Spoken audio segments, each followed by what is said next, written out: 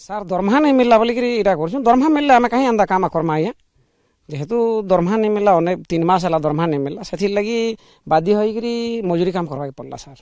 ଆଉ 300 ଟଙ୍କା ମିଳିବା ଏଇଟା ତ ଆନ୍ଦୋଳନ ବି ନାହିଁ, ସେ ଏଇଟା ମୋର ଅଧିକାର ଅଛି ଆଜ୍ଞା। ଇ କାମ ସିଏଲ ନେଇକିରି କାମ କରବାର ମୋର ଅଧିକାର ଅଛି ଆଜ୍ଞା। ମୁଁ କରିପାରମି, ଆର୍ 14 ଦିନ କରିପାରମି ତାକେ ବର୍ଷକ। ବହୁତ ଅସୁବିଧା, ସବୁ ମାସ ପାଉଥିଲୁ ଆଜ୍ଞା, ଏଥର ତ ନାଇଁ ପାଇଲୁ। ଆରୁ ଏଥର 3 ମାସ ନାଇଁ ହେଲେ ଯେନ୍ତା ନାଇଁ ମିଳିଲା, ବାଧ୍ୟ ହେଇକିରି ଏଇଟା ଗୋଟେ ଇ ପନ୍ଥା ମତେ ଅବଲମ୍ବନ କରବାକେ ପଡ଼ିଲା ସାର୍। ହଁ, ପରିବାର ଅଧିକା EMI କଟୁଛେ আর অনেক খরচা আছে। আপনার স্কুলকে যাবে তার গুটি খরচাটে আছে। তো এই সব জিনিসকে দেখলা পরে বাধ্য হয়ে কাম করবাকে পড়লা আজ্ঞা। এটা আজ্ঞা আমার ব্লকরে তো 72 জন অছন, কিন্তু অল ওড়িশার বি অছন 22,000 মাস্টর এন্তা অছন স্যার। যেমানকর কি প্রতি মাস কিছু না কিছু এন্তা প্রোবলেম হচ্ছে স্যার।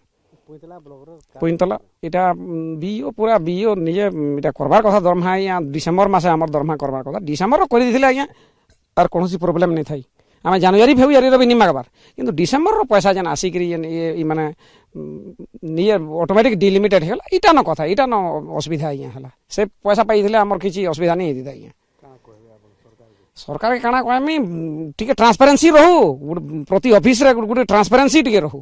ସେମାନେ କାମ କରନ୍, କ'ଣ ତାକର ଯେନ୍ ମାନେ ଅଧସ୍ତନ କର୍ମଚାରୀ ଯେନ୍ ମାନେ ଅଛନ୍ ତାହାକୁ ଲାଙ୍ଗ ନି ଦେଖାଯାଉ। ଲାଙ୍ଗ ଦେଖେଇଦେଲେ ମାଷ୍ଟର ମାନେ ଡରି ଯାଉଛନ୍, ତାଙ୍କର ହାର୍ଟବିଟ୍ ବଢ଼ି ଯାଉଛି। କିନ୍ତୁ ଏନ୍ତା ଲାଙ୍ଗ ନି ଦେଖେଇକିରି ପୁରା ପୁରା ଟ୍ରାନ୍ସପାରେନ୍ସି ଠିକ୍ ରହୁ, ଠିକ୍ ହିସାବେ କାମ ଚାଲୁ, ସେମାନେ ବି ଭଲ କରି କାମ କରବେ ଆଜ୍ଞା।